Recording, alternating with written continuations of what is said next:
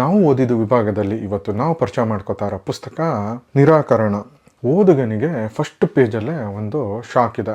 ಅದಕ್ಕೆ ಕಾರಣ ಈ ಕಥೆಯ ಪ್ರಮುಖ ಪಾತ್ರಧಾರಿಯಾದ ನರಹರಿ ಒಂದು ಪೇಪರಲ್ಲಿ ಅಡ್ವರ್ಟೈಸ್ಮೆಂಟ್ ಕೊಟ್ಟಿರ್ತಾನೆ.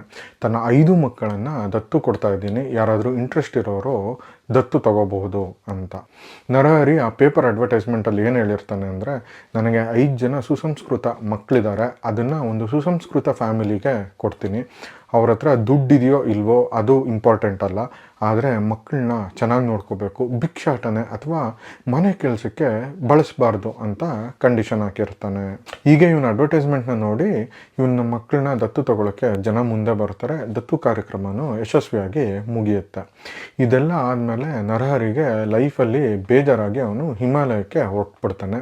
ಅಲ್ಲಿ ಅವನಿಗೆ ಹಲವಾರು ಗುರುಗಳು ಸಿಗ್ತಾರೆ. ವಾಪಸ್ಸು ಬಯಲಿಗೆ ಹೋಗಬೇಕು ಅಂತ ಅಂದ್ಕೊಂಡು ಕಾಶಿಗೆ ಬರ್ತಾನೆ. ಅಲ್ಲಿ ಏನೋ ಒಂದು ಘಟನೆ ನಡೆಯುತ್ತೆ. ಅದರಿಂದ ಅವನು ವಾಪಸ್ಸು ಬಾಂಬೆಗೆ ಬರ್ತಾನೆ.